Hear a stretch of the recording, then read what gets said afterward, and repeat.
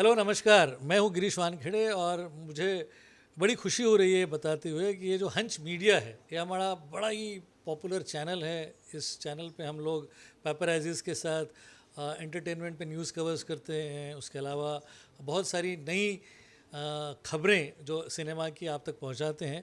आज इसी चैनल पर एक पॉडकास्ट शो हम शुरू करने जा रहे हैं जिसका नाम है संगीत की लहरें। संगीत के साथ हम सारों का ही किसी न किसी तरीके से सिलसिला चलता रहा है।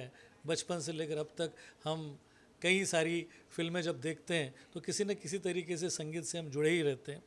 आज हमारे साथ एक विशिष्ट अतिथि हमारे साथ मौजूद है। वो विशिष्ट भी है, विशेष भी है। उसका कारण ये है कि विशिष्ट इसलिए क्योंकि सारे ही संगीत में जितने विशिष्ट लोग हैं जिन्होंने बहुत बड़ा काम किया, जिसमें लक्ष्मण प्यारेलाल साहब से लेकर खयाम साहब से लेकर रवि साहब से लेकर सुरेश वाडकर तक, सारे लोगों के साथ इस विशेष व्यक्ति ने काम किया है। और काम न सिर्फ प्रोफेशनल किया है, व्यक्तिगत तौर से इन लोगों के साथ ये जुड़े हुए हैं। तो आज सबसे पहले मैं इनको बधाई देना चाहता हूँ कि वो आज हमारे इस पॉडकास्ट शो पर आए हैं। दूसरा सबसे बड़ी बात केशव भाई, मैं आपको बताना चाह रहा हूँ कि आज के इस संगीत की लहरें नाम के इस पॉडकास्ट शो की शुरुआत ही हम आपके साथ करने जा रहे हैं।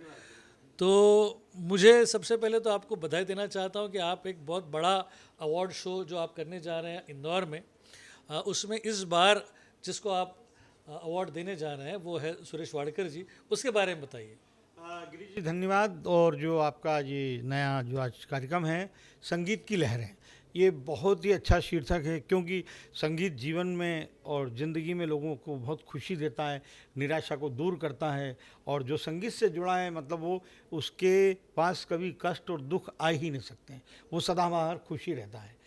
तो इसके लिए धन्यवाद। और आपने जो आज आमंत्रित किया इसके लिए भी धन्यवाद। मालवा रंगमंच समिति पिछले 35 वर्षों से निरंतर संगीत के कार्यक्रम करती है। 2 दिवसीय मालवा कला सम्मान समारोह उज्जैन और इंदौर में करती है।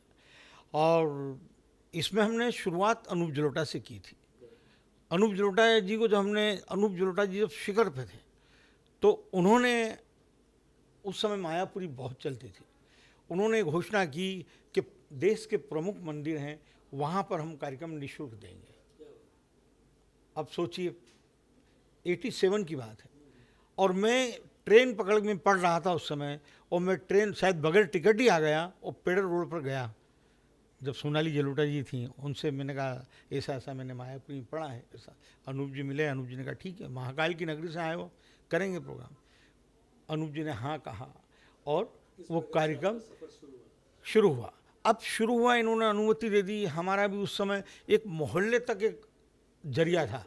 आज आप ईश्वर कृपा से 100 से अधिक देशों में हमारा संपर्क है हिंदी की वजह से। तो उस समय एक बड़े आदमी को जोड़ना था, तो महाकाल मंदिर के पुजारी को जोड़ा हमने। मैंने कहा हमको धोखा मत देना, आप अनूप जलोटा आ रहे हैं। उनको विश्वास नहीं था, बोले आ रहे हैं। 3 दिन पहले खूब बारिश हुई। वहाँ के एसपी ने कहा कि केशव राय, अगर अनूप जलोटा नहीं आए तो जेल में बंद कर दूंगा मैं तो। इस तरह का माहौल था ना पूरा। और अनूप जलोटा आए और वहाँ से हमारा कार्यक्रम की शुरुआत हुई। इस तरह से मालवा रंगमंच समिति का बड़ा कार्यक्रम शुरू हुआ। अब उसके बाद चलते ही गया है। फिर खयाम साहब, लक्ष्मीकांत प्यारेलाल, कल्याण जी आनंद जी, रवि, अन्नू मलिक, बप्पी लहरी, आशा जी, लता मंगेशकर जी का भी एक किस्सा है कि लता मंगेशकर जी को जब हमने कहा पुरस्कार के लिए, उज्जैन में इसलिए लोग आ जाते हैं महाकाल के दर्शन, और मैं यहाँ पर मीडिया से जुड़ा हूँ इसलिए वो बातचीत हो जाती है। तो लता जी ने कहा कि ठीक है। फिर मुझे कहाँ फ़ोन आया, मैं उस समय हिमेश रेशमिया का पीआर होता। उन दिनों वो टीवी सीरियल बहुत करते थे, तो मैं बॉम्बे टाइम्स के लिए उनके साथ इंटरव्यू के लिए वहाँ गया था। लता, उस समय लैंडलाइन था, मोबाइल नहीं था। तो लता जी का घर पर फ़ोन आता है कि केशव राय जी से बात करना है, और मैं लता मंगेशकर बोल रही हूँ। तो मिसेस की तो ज़मीन खिसक गई। जी जी जी जी। तो लता जी ने कहा कि बात करना है। तो फिर मैंने घर फ़ोन करते रहते थे, तो हिमेश जी को मैंने छोड़ा। मैंने कहा मैं लता जी के घर जा रहा हूँ। लता जी घर गया तो उन्होंने बोला कि 1 घंटे बाद बात कीजिए। 1 घंटे बाद की। लता जी ने कहा कि कब आना है उज्जैन। अरे मैंने कहा दीदी क्या बात है, हमने तो बम्बई के लिए कहा था। तो मैंने कहा आप जब भी बताएं मैं तैयार हूँ, और मैं कल उज्जैन जा रहा हूँ, आपके नाम से पूजा वगैरह करूँगा। लेकिन लता जी ने कहा था किसी से कहना मत, लेकिन खुशी तो खुशी होती है। रात भर ट्रेन में नींद नहीं आई। सुबह महाकाल मंदिर गए, दर्शन किया, वहाँ सब ने पंडितों ने पूछ लिया कि भाई कि कौन आ रहा है, तो मैंने कहा लता मंगेशकर आ रही। तो वो चर्चा हो गई, वो लता जी तक खूब पहुँच गई, 50 फ़ोन आ गए। लता जी की बहनें खूब नाराज़ हो गई और मैं गया 3 दिन बाद जब पहुंचा घर पर, तो वो दीदी दूसरी नाराज़ हुई, ऐसा ऐसा। फिर उन्होंने कहा लता जी तो पूना गई हैं। 4-5 दिन बाद लता जी का फ़ोन आया और मैं उस समय था नहीं घर पर, तो उन्होंने कहा मैं कल 1 बजे फ़ोन करूँगी। लता जी का 1 बजे फ़ोन आया तो मैंने पहले ही मैंने कहा दीदी मैं माफ़ी चाहता हूँ कि मेरे मुँह से निकल गया, मैं बर्दाश्त नहीं कर पाया, हाँ खुशी को डाइजेस्ट नहीं कर पाया। उन्होंने कहा ठीक है अब मैं बताती हूँ। फिर उन्होंने 4-6 महीने बाद उषा मंगेशकर जी को कहा कि आप उषा मंगेशकर जी, तो फिर हमने उषा मंगेशकर जी को दिया हुआ है। चलिए, बहुत इंटरेस्टिंग है। अब उषा मंगेशकर को भी अगर आप ले गए हैं तो उषा जी का बहुत बड़ा नाम है। मैं दर्शकों को बता दूं कि उषा मंगेशकर जी ने संतोषी माता की भी जो फिल्म आई थी उसमें जितने भी गाने थे, ये तो मैं तो आरती आरती उतारू उतारू रे संतोषी माता की, ये उषा मंगेशकर की आवाज़ है। पांडुरंग दीक्षित उसके म्यूज़िक डायरेक्टर थे। उसके अलावा उषा जी ने कई सारी फिल्मों में म्यूज़िक किया। और उषा जी के अलावा उनकी जो छोटी बहन थी मीना जी, पहले लता जी, फिर आशा जी, फिर उषा जी और मीना जी। मीना जी म्यूज़िक भी कंपोज करती थी। कई सारी फिल्मों में मीना जी ने मराठी में खासकर म्यूज़िक कंपोज किया है। लता जी के बारे में इंटरेस्टिंग बात मैं सारे दर्शकों को बता दूं कि लता जी ने भी म्यूज़िक कंपोज किया। एज अ म्यूज़िक डायरेक्टर उन्होंने आनंद घन इस नाम से म्यूज़िक दिया है और करीब 2 मराठी फिल्में भी की है एज अ म्यूज़िक डायरेक्टर। तो लता जी जब इंडस्ट्री में आई तो उन्होंने एक फिल्म में छोटी सी भूमिका भी की थी, तो उन्होंने थोड़ा सा एक्टिंग भी किया। एज अ सिंगर तो वो नायाब रही, लेकिन साथ ही साथ वो म्यूज़िक डायरेक्टर भी रही। आशा जी तो खैर बहुत बड़ी सिंगर रही। लेकिन उषा जी आपने कहा तो बड़ी खुशी है कि मालवा रंगमंच ने उषा जी को भी सम्मानित किया। अब चूँकि आप सुरेश वाडकर जी को लेकर जा रहे हैं, तो हमारे लिए सुरेश वाडकर हर तरीके से हर सीज़न के गायक है। मतलब हमको याद है गमन में एक गाना था, सीने में जलन आँखों में तूफान सा क्यों है, बहुत प्यारी गज़ल थी, वो सुपर हिट थी। बाद में सुरेश वाडकर हमको दिखाई दिए ज़्यादातर ऋषि कपूर की फिल्मों में, जो प्रेम रोग में गाने थे सारे हिट, वो गाने हिट थे। प्रेम रोग के अलावा फिर जब राम तेरी गंगा मैली आई, उसमें भी राजीव कपूर को जो आवाज़ थी वो सुरेश वाडकर की थी। फिर संजय दत्त को एक फिल्म आई थी ईमानदार, जो कल्याण जी आनंद जी का म्यूज़िक था, उसमें गाना था, उसमें सारे गाने सुरेश वाडकर ने गाए थे जो संजय दत्त को दिए गए थे। फिर सुरेश वाडकर का फिर से हमने राइज देखा जब सपने में मिलती है, जब हमने देखा सत्या का। उसके बाद सुरेश वाडकर हमेशा न्यूज़ में रहे, गाने किए उन्होंने, फिल्मों में गाने किए, उसके अलावा लोक संगीत में किए, साथ ही साथ गज़लें किए, क्लासिकल में किए, और बहुत सारे गाने हैं। मेरा एक फेवरेट गाना है जो उन्होंने अमित कुमार के साथ गाया था, जो मैं हमेशा सुनता हूँ। फिल्म का नाम था लावा। इस गीत में अमित कुमार और सुरेश वाडकर साथ में हैं। अब मुझे बड़ी खुशी हुई कि आप उनको सम्मानित कर रहे हैं, तो किस तरीके का होगा ये सम्मान? ये सुरेश जी की जो 3-4 गाने तो सुरेश जी गाएंगे, उनको 29वें मालवा संगीत पुरस्कार से सम्मानित किया जा रहा है। आदरणीय मुख्यमंत्री जी को भी आमंत्रित करेंगे, क्योंकि मोहन यादव जो मुख्यमंत्री जी वो भी हमारे कार्यक्रम में कई कार्यक्रमों में आए हैं, और तो उन्हीं के बम्बई से कुछ 4-5 सिंगर जा रहे हैं। और अनाउंसर में यूनिस खान है जो विविध भारती के हैं, आप अतिथि के रूप में हैं तो इनके गाने होंगे। 14 तारीख की सुबह की इनकी फ़्लाइट है, साई जी होटल में ठहरेंगे सभी सिंगर, और महाकाल के दर्शन करेंगे। और उज्जैन से ही हमने एक कार्यक्रम शुरू किया था, तो वहाँ पर कुछ आधा पौन घंटे के लिए जाएंगे। उसके बाद इंदौर आ जाएंगे। फिर इंदौर में रविंद्र नाट्यगृह में शाम 7 से लेकर 11 बजे तक ये कार्यक्रम चलेगा। क्या बात है। मैं आपको दर्शकों को बता दूं कि मैं इसके पहले जब इंदौर गया था तो उज्जैन जाने के लिए किसी तरीके से रास्ता मिला। हाँ, हमारी पत्नी ने कहा कि हमको उज्जैन जाना है, तो केशव राय की मदद से हमने उज्जैन में दर्शन ले लिए थे महाकाल के। उसके अलावा कहीं ना कहीं ऐसे सौभाग्य होता है कि किसी के कारण कहीं ना कहीं दर्शन हो जाते हैं। अब इस बार जब सुरेश वाडकर जी कर रहे हैं और इसके पहले भी जैसे आपने कहा कि बप्पी लहरी को आपने सम्मानित किया है, रवि जी को आपने सम्मानित किया है, तो खय्याम मैं साहब। खय्याम साहब को सम्मानित किया है, लक्ष्मीकांत लक्ष्मण प्यारेलाल, प्यारेलाल को कल्याण जी सम्मानित आनंद किया है, जी, कल्याण जी आनंद राजेश जी, रोशन, राजेश रोशन साहब कविता को, कृष्णमूर्ति, कविता कृष्णमूर्ति मैडम को किया, और उसके अलावा जतिन ललित, जतिन ललित, जितने तो भी बहुत नाम है सारे सभी हैं, music director A R Rahman को छोड़ के। क्या, हाँ, तो बहुत सारे म्यूजिक डायरेक्टर्स को इन्होंने सम्मानित किया है। अब इसमें हम जानना चाहते हैं कि खासकर रवि जी का कोई किस्सा है आपके पास? रवि जी का क्या हुआ कि विविध भारती के सीनियर अनाउंसर हैं किशन शर्मा, उन्होंने कहा कि आप रवि जी को दीजिए, तो हमने कहा ठीक है। रवि जी के घर बंगले पर गए तो बैठे, बातचीत की। रवि जी ने कहा यार ऐसा करो यार, कुछ इसमें राशि जोड़ो, धन दो आप इसमें। मैं दर्शकों को बता दूं कि रवि जी वही म्यूजिक डायरेक्टर है जिन्होंने बी आर चोपड़ा की सारी फिल्में की, हमराज, नीले गगन के तले, धरती का प्यार पले, वक्त, तवायफ, निकाह, आज की आवाज़, ये सारी बड़ी खूबसूरत फिल्में रवि साहब ने की।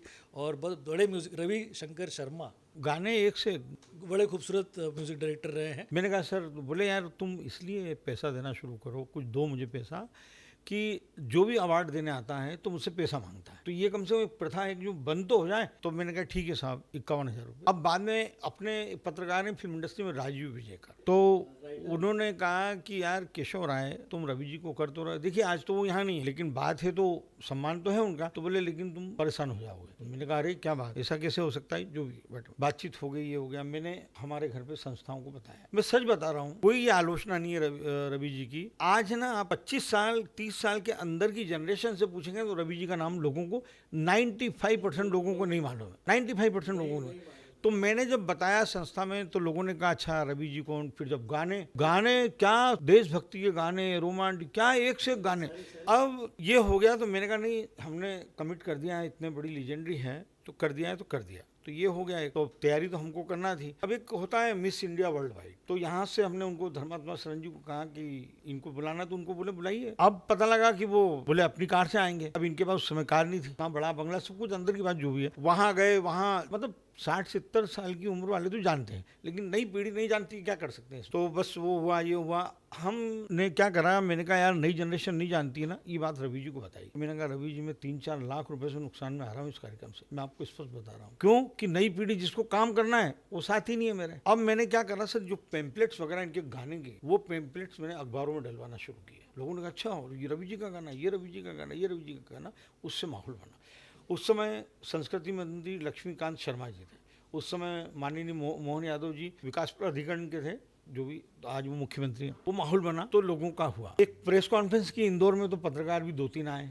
नई जनरेशन है, क्या कर सकता है। कार्यक्रम हुआ, लक्ष्मीकांत जी, मध्य प्रदेश सरकार लता मंगेशकर जी के नाम से हर साल पुरस्कार देती है, लता अलंकरण। और यहीं इसके बाद भी लता जी का किस्सा ही बता दूंगा साथ साथ। मंच पर संस्कृति मंत्री लक्ष्मीकांत जी कह रहे ये सब बातें। फिर रवि जी का माइक लिया रवि जी ने कहा कि मंत्री जी, मैंने इतना काम किया, मेरे इतने गाने नॉमिनेट हुए हैं, किसी गाने कोई गीतकार ले जाता है, कोई दूसरा ले जाता है, मिलता नहीं है। फिर उन्होंने कई फिल्में गुरुदत्त की वो कुछ कई फिल्में बताई, ऐसा आपकी मध्य प्रदेश सरकार ने भी मुझे अभी तक याद नहीं। तो लक्ष्मीकांत जी ने कहा ठीक है, अगले बार आपको होगा। लेकिन वहां पर चर्चा जरूर हुई कालिदास अकादमी में, केशव राय जी आप इतने बड़े संगीतकार को लाएं, क्या आप हमको ये बता सकते हैं कि इतने बड़े बड़े लोग भी जूरी क्या न्याय नहीं करती इनके साथ? न्याय तो करना चाहिए, काम तो बहुत किया उन्होंने। उसका साथ ही साथ मैं लता जी का किस्सा सुना देता हूँ कि कविता कृष्णमूर्ति जी को दिया लता अलंकरण पुरस्कार। तो मैं उसमें, मुझे 3 साल उसमें रखा था।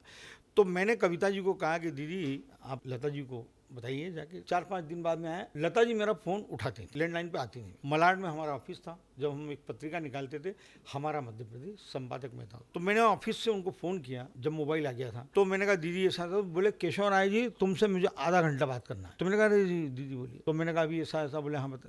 बोले मुझे बहुत खुशी है, इसको मिला, उसको मिला, सबको मिला, लेकिन मैं एक बात जानना चाहती हूँ। पहले तो ये कि जब लता अलंकरण शुरू हुआ, शुरू में 25-30 साल में, 5 साल तक जूरी मुझसे पूछती थी दीदी किसको देना है। अब किसी का फोन नहीं आता है, कुछ नहीं पूछते। एक बात, कोई बात नहीं। लेकिन मैं ये जानना चाहती हूँ कि क्या हृदयनाथ मंगेशकर लता अलंकरण के लिए डिजर्व करते हैं कि नहीं करते। तो मैंने कहा अरे दीदी बात, बोले ये मुझे बहुत चुभती है बात, लेकिन अब मैं क्या करूँ। मैंने कहा दीदी आपने मुझसे कह दिया, हो जाएगा।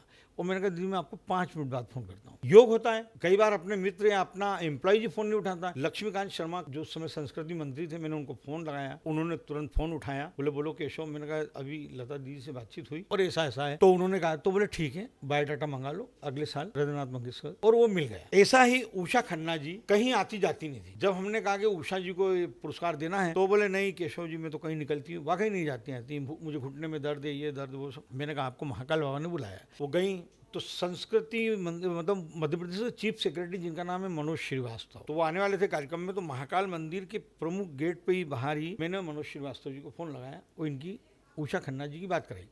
उन्होंने कहा कि सरकार आपको अगले वर्ष लता अलंकरण देगी, वो दिया। ऐसे ही जतिन ललित और दूसरे संगीतकार आनंद मिलिंद को भी मिला है। तो इससे ये चीज़ें हो जाती है। अभी जैसे हेमलता जी का कल भी है और आज भी मुझे मिलना है। लोगों को लगता है कि यार हमने काम तो किया है लेकिन मार्केटिंग कमजोर है। और आज के दौर में ये कहा जाता है कि आपका टैलेंट 50% और 50% मार्केटिंग होना चाहिए। ये आजकल के ऑथर और युवा कर रहे हैं। ये बहुत अच्छी बात है, आपने इतनी सारी चीज़ें बताई। लेकिन मैं आप दर्शकों को बता दूं कि इसके पहले जो हेमलता जी के साथ भी जो मेरी मुलाकात हुई, इन्होंने मुझे उनसे भी मिलाया था। इसके अलावा खयाम साहब के साथ भी मैंने मुलाकात की, क्योंकि एक शो कर रहा था मैं उस दिनों। और जैसा आपने बताया हृदयनाथ मंगेशकर, तो हृदयनाथ मंगेशकर ये डिज़र्व करते थे। हृदयनाथ मंगेशकर बड़े ही कमाल के म्यूज़िक डायरेक्टर थे। मराठी में तो उन्होंने काफ़ी अच्छा काम किया, हिंदी में भी खासकर गुलजार साहब के साथ लेकिन की थी, उसके अलावा केतन मेहता के साथ माया मेम साहब की थी, और बहुत सारी फिल्में उन्होंने अच्छी की। और हृदयनाथ मंगेशकर तो डिज़र्व करते ही थे। लेकिन साथ ही साथ जैसे आपने बताया कि रवि साहब को आपने दिया, राजेश रोशन साहब को दिया, ये जितने भी म्यूज़िक डायरेक्टर, प्यारेलाल जी, कल्याण जी